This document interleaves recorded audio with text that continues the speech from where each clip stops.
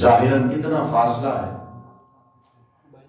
اور کہاں آج کا انسان اور کہاں صدیوں پہلے اس ظاہری دنیا سے رخصت ہو جانے والے رب کے وہ محبوب بندے کہ صدیاں گزرنے کے باوجود، زمانے گزرنے کے باوجود ان کی یاد ہمارے دلوں سے ختم نہیں۔ ان کی یادوں کے چراغ آج بھی جل رہے ہیں اور قیامت تک جلتے رہیں گے،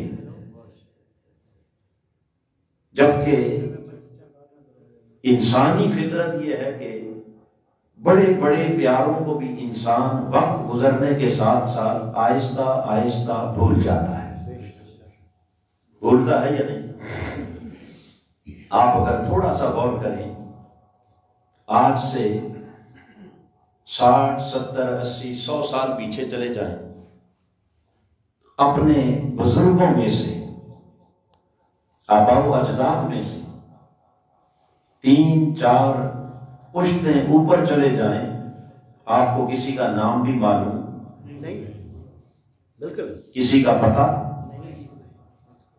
کسی کی شخصیت کے بارے میں کچھ معلوم نہیں کہ وہ کون تھا، کہاں سے آیا، کہاں پیدا ہوا، اس کی شخصیت کیا تھی، حتیٰ کہ نام تک ہم بھول چکے۔ تو یہ بات سوچنے والی ہے کہ جن کی اولاد سے ہم ہیں اور جن کا خون آپ کی رگوں میں گردش کر رہا ہے، ارے 70 100 سال گزرنے کے بعد آپ اپنے ان آباء و اجداد کو تو بھول گئے، مگر کیا وجہ ہے کہ صدیاں بیت جانے کے باوجود بغداد کے شہنشاہ کو آج تک نہ بھول سکے۔ غوث اعظم کی یادیں آج بھی دلوں میں اسی طرح تر و تازہ ہیں۔ اس کا سبب کیا ہے؟ خالق کائنات نے فرمایا، لوگوں یہ یادیں کیسے تم بھول سکتے ہو؟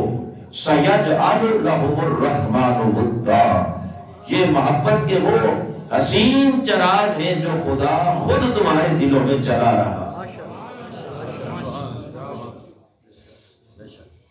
یہ محبت کی وہ شمع ہے جسے خدا خود روشن فرما رہا۔ لہذا حاضرین محترم، رب کائنات کے کچھ بندے ایسے بھی ہیں کہ جن کی محبت خدا خود اپنی مخلوق کے دلوں میں ڈال دیتا ہے۔ اور وہ کون لوگ ہیں؟ خالق کائنات نے ان کی پہچان کرواتے ہوئے ارشاد فرمایا، آمنوا وعملوا الصالحات۔ 2 چیزوں کا قرآن نے ذکر کیا۔ کتنی؟ ایک ایمان، ایک کیا؟ ایمان، اور ایمان رسمی ایمان نہیں، خالی رسمی کلمہ نہیں، زبان نے کہہ بھی دیا لا الہ تو کیا حاصل، دل و نگاہ مسلمان نہیں تو کچھ بھی نہیں۔ نعرہ تکبیر، نعرہ رسالت، نعرہ رسالت۔ ایمان سے مراد ایمان کامل ہے۔ ایمان سے مراد کیا ہے؟ ایمان کامل۔ تو جو ایمان میں کامل ہو گئے وہ عمل الصالحات، اور پھر نیک اعمال کرتے رہے، جنہوں نے نیکی کو، تقویٰ کو، اللہ کی بندگی کو، اس کی رضا کو اپنا شعار بنا لیا، جن کی زندگی کا ایک ایک قدم احکام الہیہ کے تابع ہو گیا، جن کی زندگی کا ایک ایک قدم میرے آقا کی سنت اور سیرت کے تابع ہو گیا، اور وہ عمل صالح کا ایسا پیکر بنے کہ جن کا پل پل اللہ کی عبادت اور بندگی میں یوں گزرنے لگا جسے قرآن نے کہا الذین یبیتون لربہم سجدا وقیاما، کہ وہ خدا کے بندے جن کی ہر رات کبھی سجدوں میں گزرتی ہے، کبھی قیام میں گزرتی ہے، کبھی تسبیحات میں گزرتی ہے، کبھی تلاوت میں گزرتی ہے، یعنی ایک ایک لمحہ جنہوں نے اللہ کی بندگی میں بسر کیا. یذکرون اللہ قیاما وقعودا، جو کھڑے بھی اللہ کا ذکر کرتے ہیں، بیٹھے بھی اللہ کا ذکر کرتے ہیں، چلتے پھرتے اللہ کا ذکر کرتے ہیں. وعلی جنوبہم، اور پہلو کے بل بل بستر پر لیٹے ہوئے دنیا سمجھتی ہے وہ سو رہے ہیں، مگر دل پھر بھی خدا کی یاد میں جاگ رہا ہوتا ہے. جو کسی حال اپنے رب کو بھولے نہیں، وہ جلوت میں ہے یا خلوت میں، وہ رات کی تنہائی میں ہے یا دن کے اجالوں میں ہے، ارے وہ محراب اور مسجد میں ہے یا کاروبار اور بازار میں ہے، وہ جہاں بھی ہیں ایک لمحے کے لیے جنہوں نے اپنا دل اللہ کی یاد سے غافل نہ کیا. رجال لا تلہیہم تجارت ولا بیع عن ذکر اللہ، یہ وہ اللہ کے بندے ہیں کہ کاروبار دنیا، اسباب دنیا، تجارت، لین دین، مخلوق کے ساتھ ڈیلنگ اور معاملات، کوئی شے بھی ایک لمحے کے لیے ان کے دل کو اللہ کی یاد سے غافل نہیں کر پاتا. تو جن کا دل ذاکر ہو گیا اور کیفیت یہ ہوئی کہ وہ جہاں رہے، جلوت میں، خلوت میں، بازار میں، کاروبار میں، بیوی بچوں کے ساتھ، دوستوں اور آباد کے ساتھ، مگر ہر مقام پر ان کی کیفیت یہ ہے کہ ہتھ کار والے دل یار والے، ہتھ کار والے دل، یعنی جنہوں نے اپنے دل میں خدا کو بسا دیا اور اس ایک رب کی محبت میں جنہوں نے اپنی ساری آسائشیں چھوڑ دی، ساری لذتیں چھوڑ دی، راتوں کا آرام چھوڑ دیا، نرم گداز بستر چھوڑ دیے، اپنے نفس کی آرزوؤں کو خاک میں ملا دیا، ساری محبتیں، چاہتیں، سب تعلق اور سب رشتے اس کے ایک رشتہ بندگی پر جنہوں نے قربان کر دیے. خالق کائنات نے فرمایا میرے بندے، میری خاطر تو نے اپنا آرام چھوڑا، آسائش چھوڑی، دنیا کی محبتیں چھوڑی، دنیا کی رنگینیاں چھوڑی، دنیا کی رغبتیں، راحتیں، سب کچھ اس دنیا کو ٹھکرا کر مجھ سے تعلق بندگی جوڑنے والے، اب تجھے تیری بندگی کا صلہ ادا کرتا ہو. اور وہ صلہ کیا ہے؟ سَيَجْعَلُ لَهُمُ الرَّحْمَنُ وَدًّا، جس دنیا کو ٹھکرا کے میری بارگاہ میں آیا ہے، اب دیکھ قیامت تک تو آگے آگے ہوگا، ساری دنیا تیرے پیچھے پیچھے. اس دنیا کے دل میں تیری محبت کے چراغ جلا دوں، اس دنیا کے دل میں تیری محبت کے، اور قربان جائیں کتنا عظیم ہے وہ انسان کہ جس کی محبت کے چراغ خود خدا جلا رہا ہے، جس کی محبت اللہ خود مخلوق کے دلوں میں پیدا فرما رہا ہے. اور کیسے پیدا کرتا ہے؟ آئیے صحیح بخاری، صحیح مسلم متفق علیہ آقا علیہ السلام کی حدیث پاک، یعنی خالی اتنا کہہ نہیں دیا کہ ہم محبت ڈالتے ہیں، میرے آقا نے اس کی پوری وضاحت بھی کر دی کہ وہ محبت کائنات انسانی کے دلوں میں منتقل کیسے ہوتی ہے اور اس محبت کو پھیلانے کا خدا اہتمام کیسے کرتا. میرے آقا نے فرمایا اذا احب اللہ العبد، جب خالق کائنات اپنے بندوں میں سے کسی بندے سے محبت کرنے لگ جاتا ہے. اب یہاں حدیث پاک کا یہ پہلا لفظ جو بڑا قابل توجہ اور قابل دھیان ہے، حضور کیا فرما رہے ہیں؟ احب اللہ العبد، کہ خالق کائنات اپنے بندوں میں سے کچھ بندے ایسے بھی ہیں کہ جن سے وہ خود محبت کرنے لگ جاتا ہے. اس سے معلوم یہ ہوا کہ سارے بندے ایک جیسے، بولیے، کچھ ہماری طرح وہ ہے جو کسی کھاتے میں ہی نہیں، نہ محبوں میں ہے نہ محبوبوں میں ہے. کچھ خوش نصیب وہ ہیں کہ جن کو خدا نے اپنی محبت عطا کی ہے، وہ رب کی محبت میں تڑپتے ہیں، اور کچھ اس سے بھی اونچے درجے کے خوشبخت وہ ہیں کہ جو خالی خدا سے نہیں بلکہ ساری کائنات کا خدا ان سے محبت کرتا ہے۔ تو کچھ رب کے محب ہیں اور کچھ رب کے کیا ہے؟ محبوب ہیں۔ یعنی اتنی بات تو سمجھ میں آ گئی کہ کچھ ایسے بھی ہیں کہ جن سے خدا بولیے کیا کرتا ہے؟ اونچا بولیے کیا؟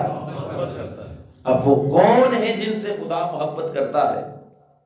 یہ بات پھر لمبی ہو جائے گی، مگر آئیے صحیح بخاری کی حدیث قدسی اٹھا کے دیکھیے کہ اللہ کی محبت یوں ہی تو انسان کو نصیب نہیں ہو جاتی۔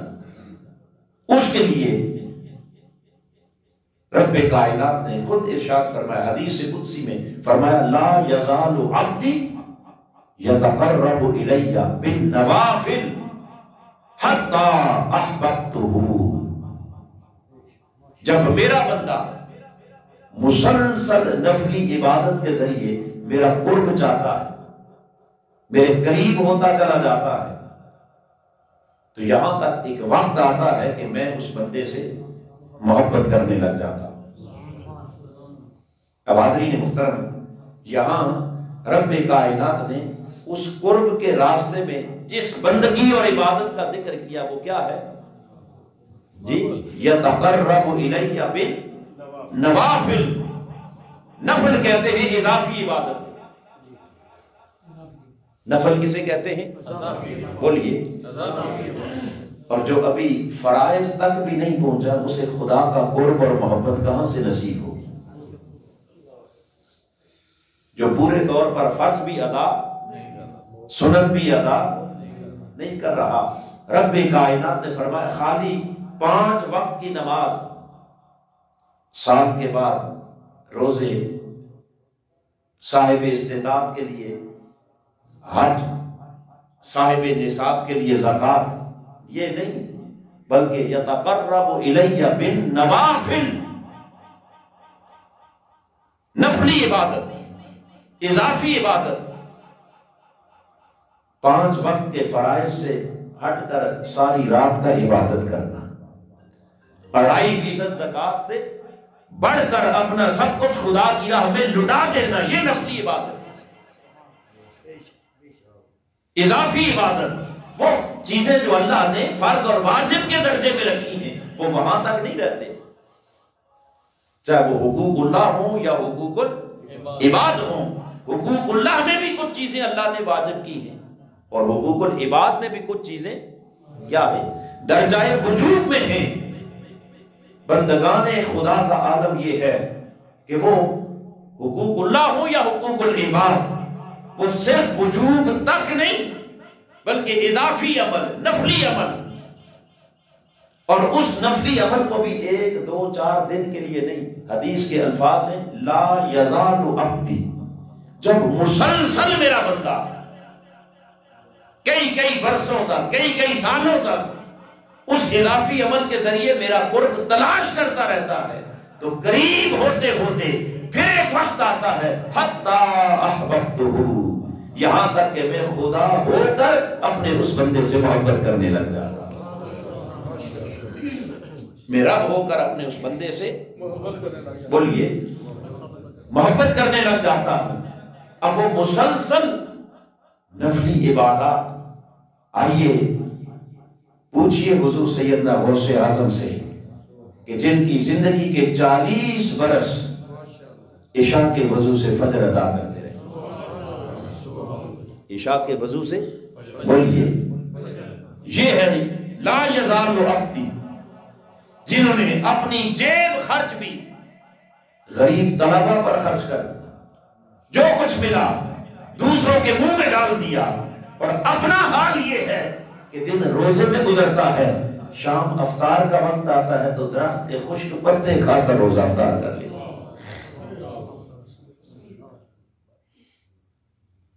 ساری رات کھڑے قرآن کی تلاوت کر رہے ہیں۔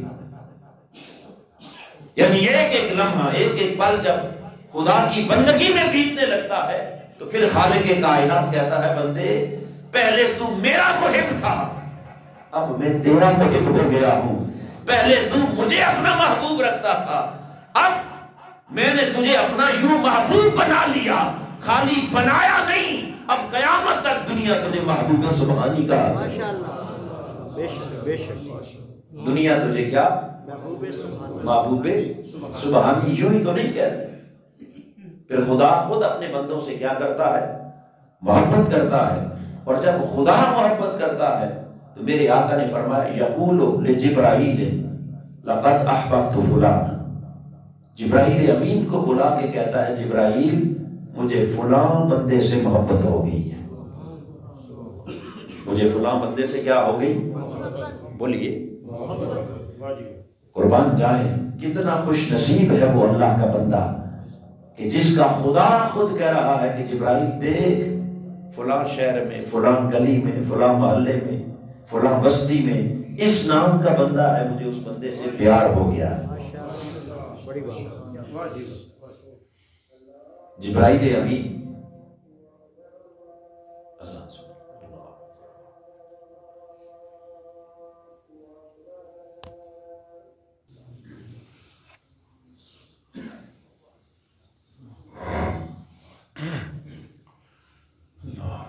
بسم اللہ الرحمن الرحیم۔ معزز حاضرین، میں یہ عرض کر رہا تھا کہ کچھ بندے ایسے بھی ہیں کہ جن سے اللہ محبت کرتا ہے، اور جب وہ کسی کو اپنا محبوب بنا لیتا ہے پھر جبرائیل امین کو بلا کر فرماتا ہے کہ جبرائیل مجھے فلاں بندے سے محبت ہو گئی۔ جبرائیل عرض کرتے ہیں باری تعالیٰ تو مالک ہے، جس سے چاہے اپنا محبوب بنا لے، مانا تجھے محبت ہو گئی، بتا میرے لیے کیا حکم ہے؟ خالق کائنات فرماتے ہیں جبرائیل جب خدا ہو کر میں محبت کر رہا ہوں تو حکم تیرے لیے بھی یہی ہے کہ میرے اس ولی سے تو بھی محبت کیا، میرے اس بندے سے تو بھی۔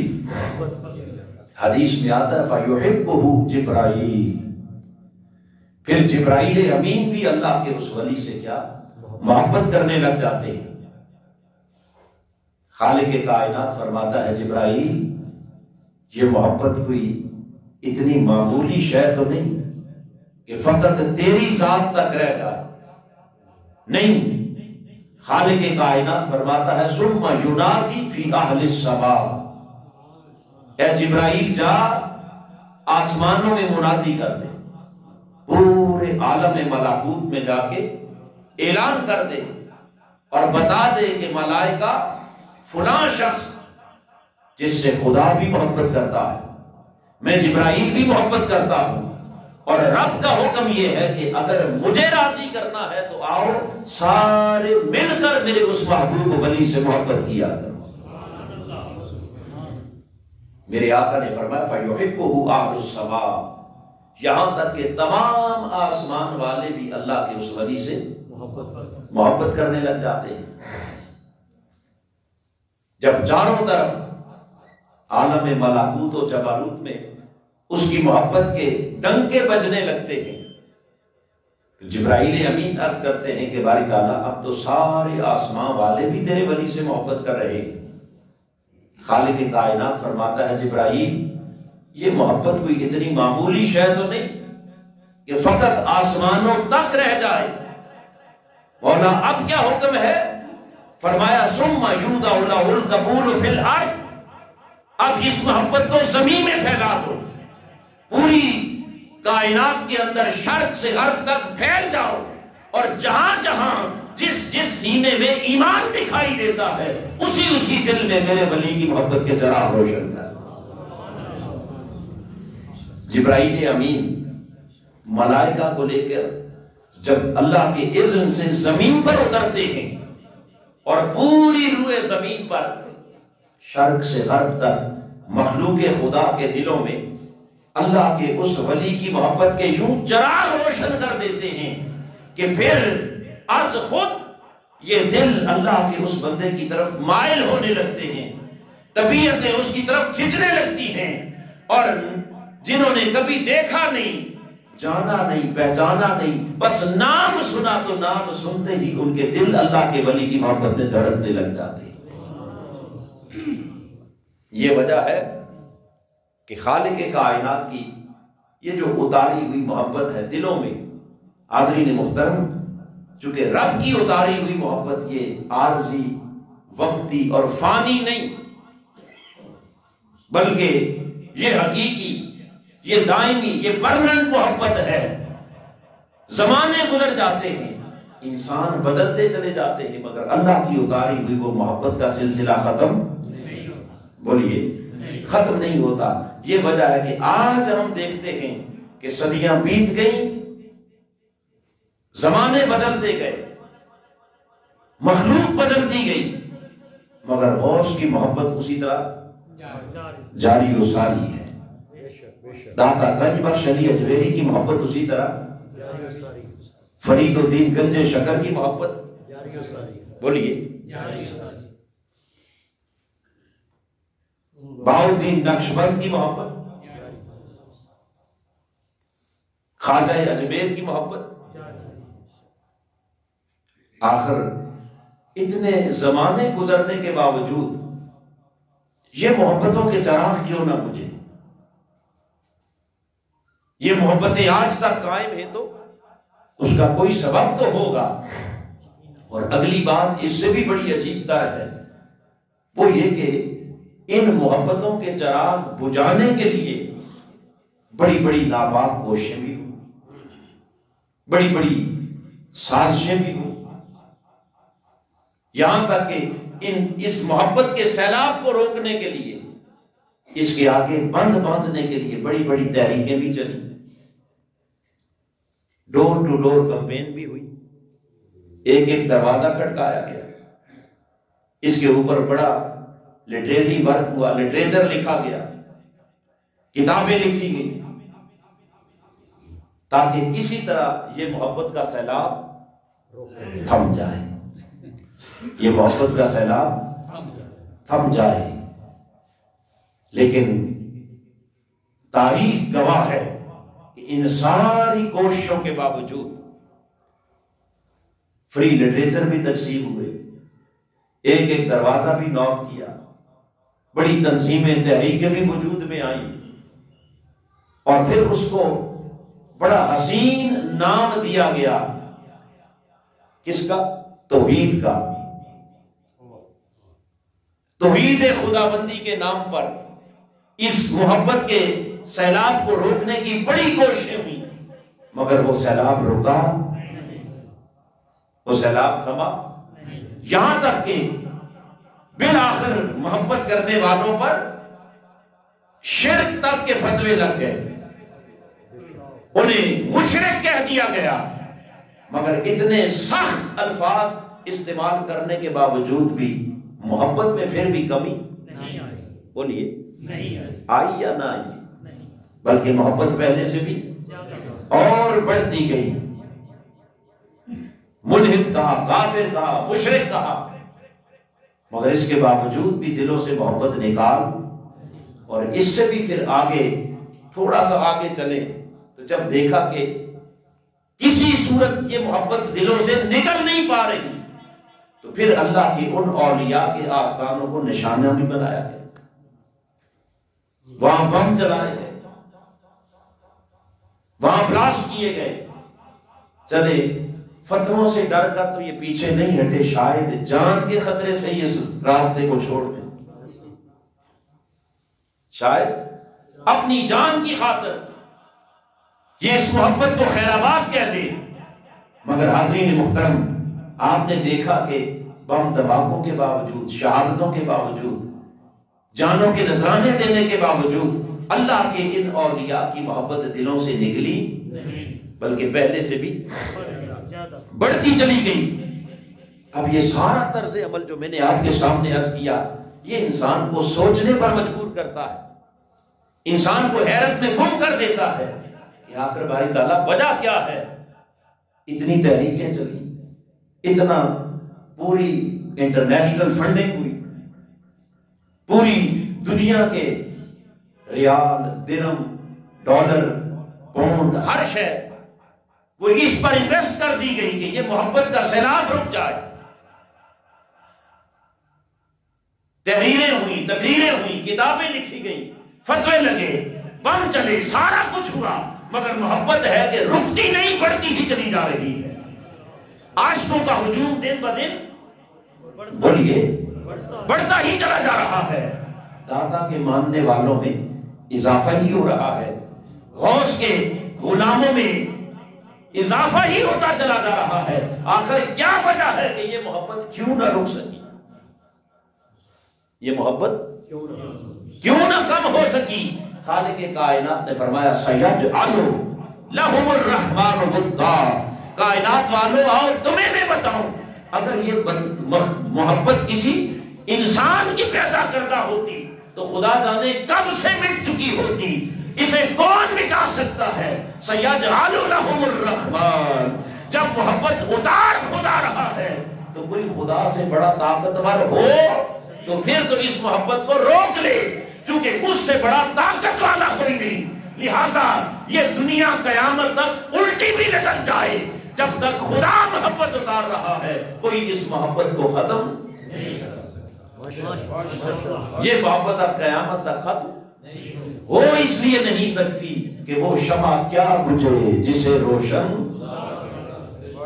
ماشاءاللہ وہ شمع کے. اور کتنے نادان ہیں وہ لوگ جو اس محبت کے چراغوں کو گل کرنے کی ناپاک کوشش کر رہے ہیں. حقیقت یہ ہے کہ ان کا مقابلہ کسی انسان سے نہیں، ان کا مقابلہ کس سے ہے؟ رحمان سے ہے. سَيَجْعَلُ لَهُمُ الرَّحْمَنُ. یعنی ایک طرف جو اپنی بزام خیش وہ خدمت توحید کی کر رہے ہیں، اور دوسری طرف ڈائریکٹ ٹکر کس سے لے رہے ہیں؟ خدا سے لے رہے ہیں. وہ کہتا ہے میں محبت ڈال رہا ہوں، یہ کہتے ہیں ہم محبت نکال رہے ہیں.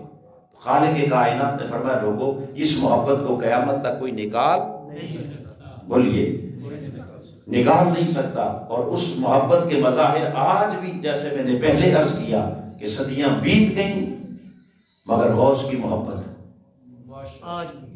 ان کی عقیدت، ان کے ساتھ تعلق، کہاں بغداد، کہاں منڈی بہاؤدین، کس نے دیکھا؟ نہ مجلس، نہ صحبت، نہ دیدار، نہ زیارت، نہ ان کا کلام سنا. بس سنا کہ کوئی عبد القادر جیلانی غوث اعظم تھا، نام سن کے دل محبت میں دھڑکنے لگ گئے.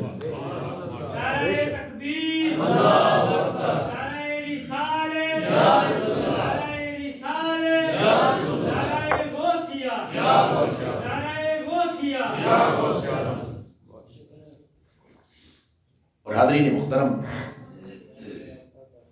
یہی وجہ ہے کہ آپ جب مسلسل ایمان اور عمل صالح، چونکہ دو شرائط قرآن نے بیان کی تھی، ایمان اور بولیے عمل صالح. اب ایمان کا کمال اور ایمان کی پختگی دیکھیے کہ بچپن ہے ابھی، کیا ہے؟ 9 عمری ہے، اور اس 9 عمری کے عالم میں آپ کی زندگی کا وہ پہلا معروف واقعہ، چونکہ واقعہ سنانا مقصود نہیں، جب ڈاکوؤں نے قافلے کو لوٹ لیا سب نے سنا ہوا ہے، مگر وہاں ہر کوئی اپنے مال کو چھپا رہا ہے یا نہیں؟ اور کسی کے ساتھ بھی ایسا معاملہ ہو تو ہر انسان کوشش یہی کرتا ہے نا کہ ڈاکوؤں سے مال بچ جائے. اب غوث اعظم سے جب پوچھا جاتا ہے اس جوان سے تو وہ اپنا مال چھپانے کے بجائے ساری حقیقت کھول کے بیان کر دیتے ہیں. ساری حقیقت کیا کھول کے بیان کر دیتے ہیں. یہ ہے ایمان کی پختگی. یہ کیا ہے؟ یہ کمال ایمان ہے. انہوں نے پوچھا بیٹے آپ نے یہ سارا کچھ بتا کیوں دیا؟ تو بڑی سادگی سے جواب دیا، ماں نے کہا تھا جھوٹ نہیں بولنا. بس یہ جو کردار کی پختگی ہے اسی کا نام کیا ہے؟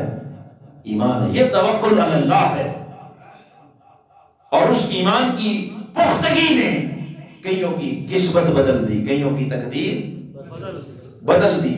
اور پھر بغداد کی سرزمین پر جو آپ کی عبادت ہے، ریاضت ہے، حصول علم ہے، مجاہدات ہیں، آپ کا زہد و ورع ہے، مخلوق خدا کی خدمت ہے، اس سارے عمل کے نتیجے میں خالق کائنات نے جب سیجعل لہم الرحمن ودا کا مجدہ جا فضا سنایا تو پھر مخلوق کھچی کھچی آتی ہے، ایک ایک مجلس کے اندر 70 ہزار کا اجتماع جمع ہو جاتا ہے۔ حضور سیدنا غوث اعظم جب بغداد کے منبر پر بیٹھے تو ہر طرف ان کا شورا اور ہر طرف ان کی محبت کے ترانے جب گونجنے لگے، ایک شخص آپ کی مجلس سے اٹھا اور ایک درویش کا وہ مرید تھا، مجذوب درویش کا، وہ اپنے شیخ کی بارگاہ میں گیا اور جا کے کہنے لگا کہ حضرت آپ کو بھی ایک زمانہ ہو گیا اس شہر میں، اور ابھی عبد القادر نامی شخص، یہ چند دن کی بات ہے، بغداد کے منبر پہ بیٹھا ہے اور ہر طرف اسی کی دھوم ہے، اسی کا تذکرہ ہے، ہر کوئی اسی کے گن گاتا ہے، آخر وجہ کیا؟ وہ جو مجذوب درویش تھا نا، اس نے تھوڑی دیر کے لیے یوں سر جھکایا، مراقبے میں چلا گیا اور پھر سر اٹھایا، آنکھیں کھولی، اپنے مرید سے مخاطب ہو کے کہنے لگا تم عبد القادر کی اس بغداد کے اندر قبولیت کی بات کرتے ہو، میں نے ابھی حالت مراقبہ میں جا کے دیکھا کہ جتنی عبد القادر کی محبت زمین پر ہے اس سے کہیں بڑھ کر آسمان والے بھی عبد القادر سے محبت کرتے ہیں، کیونکہ یہ محبت شروع کہاں سے ہوتی ہے؟ آسمانوں سے، اور پھر زمین پر اترتی ہے۔ حاضرین محترم، یوں خدا خود اپنے بندوں کی محبت اپنی مخلوق کے دلوں میں ڈالتا ہے، اور پھر اگلی بات جو اس سے بھی زیادہ اہم تر ہے وہ یہ ہے کہ جو اس کے بندے ہوتے ہیں پھر اس محبت کو ناجائز استعمال نہیں کرتے، پھر اس محبت کو اپنے ذاتی مفاد کے لیے استعمال، پھر وہ محبت دنیا اکٹھی کرنے کے لیے، اسباب دنیا، متاع دنیا، مال دنیا نہیں، بلکہ جو اس کے بندے ہوتے ہیں پھر اس محبت کو بھی استعمال کرتے ہیں خالصتاً اللہ کے دین کی اقامت کے لیے۔ کس کے لیے؟ دین کی اقامت، دین کے احیاء کے لیے۔ یہ وجہ ہے کہ 70 ہزار کا اجتماع ہوتا، مگر حضور سیدنا غوث اعظم رضی اللہ تعالیٰ عنہ آپ کی اگر سیرت پر نگاہ ڈالیں تو آپ کا جو مشن تھا وہ خالی روزانہ بیٹھ کر تویز داغا نہیں، خالی دم درود، خالی نظر نذرانے نہیں، بلکہ آپ کا ایک ہی مشن تھا کہ جب ہزارہ انسان کھچے کھچے آپ کی بارگاہ میں آتے، آپ اپنی مجلس واعظ اور مجلس درس قائم کرتے کہ جہاں انہیں اللہ کی طرف بلاتے، اللہ کے رسول کی طرف بلاتے، اقامت دین کا کام، احیاء اسلام کا کام، آقا کی شریعت کا پیغام، قرآن کا درس، حدیث کا درس، فقہ کا درس، اور پھر تصوف اور طریقت کا درس، قال بیان کرتے کرتے اچانک جب حال کی طرف جاتے اور پھر اس کے اثار اور رموز اور اس کی معرفت حق اور عشق الہی کی بات چھڑتی تو پھر ایک ایک مجلس سے 70 جنازے اٹھ جاتے، لوگ تڑپ تڑپ کے اپنی جان دے دیتے تھے۔ تو آپ کا مشن، میں نے عرض کیا کہ تمام ان کی سیرت کے اوپر اگر کتابیں پڑھ لیں تو وہاں آپ کی مجلس واعظ ملے گی، مجلس درس ملے گی، کیلو کال ملے گا، حال کی تعلیم ملے گی، عشق الہی کا پیغام ملے گا، مگر وہ جو رسمی تویز داغا ہے یا رسمی بیٹھ کر دم درود ہے اور بیٹھ کے نذرانے اکٹھے کرنے والا کام ہے، یہ نہیں ملے گا۔ بولیے، یہ وجہ ہے کہ آپ کا مشن احیاء دین تھا، اس وجہ سے آپ کا نام اور آپ کا لقب بھی تھا محی الدین۔ کیا لقب تھا؟ اونچا بولیے، محی الدین، یہ لقب ہے، اور یہ لقب ایسے نہیں پڑا، محی الدین اور آپ کو کہتے اس لیے ہیں کہ آپ کا مشن ہے احیاء دین، دین کو زندہ کرنا۔ حاضرین محترم، آج پیری فقیری نظر نذرانے یہ تو آپ کو بہت جگہوں پر ملیں گے، غوث پاک کے نام پر کئی پل رہے ہیں، کئی کھا رہے ہیں، اور جو بھی ان کا نام لیتا ہے پھر اس در سے اسے کچھ نہ کچھ خیرات تو بولیے مل ہی جاتی ہے، مگر دیکھنا یہ ہے کہ غوث اعظم کا اصل مشن کہاں ہے، اصل مشن بولیے، اور وہ مشن ہے کیا؟ اونچا بولیے، احیاء دین۔ ان کی یہ جو شان محی الدین ہے، آج اگر اس شان محی الدین کا رنگ دیکھنا ہے تو وہ رنگ آپ کو صرف منہاج القرآن میں نظر آئے۔ ماشاءاللہ، آپ کا مشن احیاء دین دیکھنا ہے تو وہ مشن آپ کو کہاں بولیے؟ تحریک منہاج القرآن کے اندر نظر آئے گا، چونکہ منہاج القرآن کا بھی مقصد کیا؟ دین کی اقامت ہے، دین کا احیاء ہے، حق کی سربلندی ہے۔ اور حضور شیخ الاسلام نے بھی حضور سیدنا غوث اعظم کی بارگاہ سے جو فیض کا ایک سمندر سمیٹا، وہ فیض پا کر آپ نے بھی رسمی پیری مریدی نہیں کی، وہاں بھی درس ہے، واعظ ہے، تبلیغ ہے، تحریر ہے، تقریر ہے، اصلاح احوال ہے، تبلیغ دین حق ہے، اقامت دین ہے، قرآن دروس قرآن کے حلقات ہیں، شہر شہر، نگر نگر، پوری دنیا کے اندر، پاکستان کے اندر بھی باہر بھی دروس حدیث کے حلقات، درود کے حلقات، اللہ اور اس کے رسول کے ساتھ جوڑنے کا مشن، تاکہ تاجدار کائنات کے دین کا جھنڈا سر بلند ہو جائے۔ یہ احیاء دین، اصلاً غوث اعظم کا مشن یہی تھا، جس کی وجہ سے ان کا لقب آج بھی معروف ہے، کیا بولیے؟ محی الدین۔ اور آپ کے فیضان سے بحمد اللہ تعالیٰ آج کے اس دور کے اندر یہ پروان چڑھنے والا مشن تحریک منہاج القرآن، اس کا بھی مقصد کیا ہے؟ احیاء دین، آقا کے دین کی اقامت، دین کے احیاء کے لیے۔ یہ دروس قرآن کا مقصد بھی کیا ہے؟ احیاء پیغام حق اللہ کی مخلوق تک پہنچانا۔ تو حاضرین محترم، آئیے ہم صرف حضور غوث اعظم کا خالی رسمی نام لینے والے نہیں، بلکہ حضور غوث اعظم کے مشن کے سچے سپاہی بن جائیں۔ کیا بن جائیں؟ صرف رسمی محبت نہیں، خالی رسمی 11ویں والے، 11ویں پکانے اور کھانے والے، اس میں بھی برکت ہے، میں اس کا انکار نہیں کر رہا، مگر ان کے اصل مشن کی طرف آئیں، ان کے اصل مشن کی طرف۔ اور وہ مشن کیا ہے؟ احیاء، اس کے لیے کوشش کرنا، محنت کرنا، جد و جہد کرنا، اس قرآن کے پیغام کو اللہ کی مخلوق تک پہنچانا، ایک ایک فرد تک، ایک ایک گھر تک پہنچانا۔ جیسے کچھ سے پہلے محترم سیف اللہ تارڑ صاحب آپ لوگوں کو دعوت دے رہے تھے کہ آپ آج اکیلے آئے، اگلی بار کوئی 2 بندے لے آئے، کوئی 4 لے آئے، کوئی 8 لے آئے، اور میرے خیال میں تو یہ باتیں ہم نے پچھلے درس میں بھی کی تھی یا نہیں کی تھی؟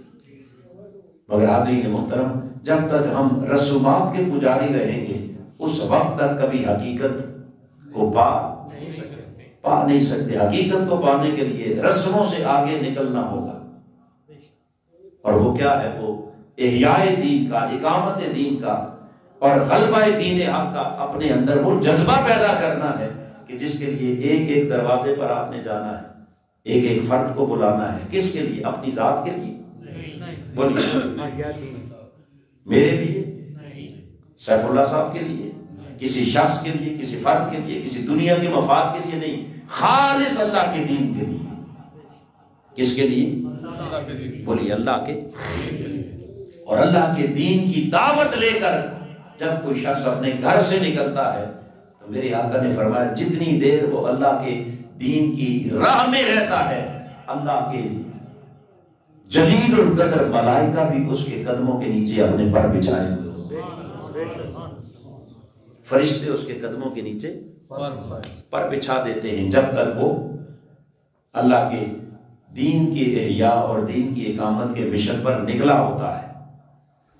تو حاضرین محترم، ہم صرف یہ وہ کیا کہتے ہیں نا، گلہ مکانے کے لیے بس جی ٹھیک ہے درس قرآن ہے، میں نے جانا ہی ہے، کوئی بات نہیں، آخری 10 منٹ بھی حاضری لگوا کے آ جاؤں گا، نہیں گیا تو پھر تحریکی ساتھی ہے جی، سیف اللہ صاحب ہے، فلاں صاحب ہیں، لودرا صاحب ہے، کوئی نہ کوئی پوچھے گا، پھر میں کیا جواب دوں گا؟ چلیں کچھ نہ کچھ تھوڑا سا ٹائم نکال کے وہاں ہو ہی آئیں کسی طرح۔ ایمانداری سے بتائیں، یہ سوچ ہے نا ہماری؟ اس سوچ سے تھوڑا سا ہمیں اونچا بولیے، آگے بڑھنا ہوگا۔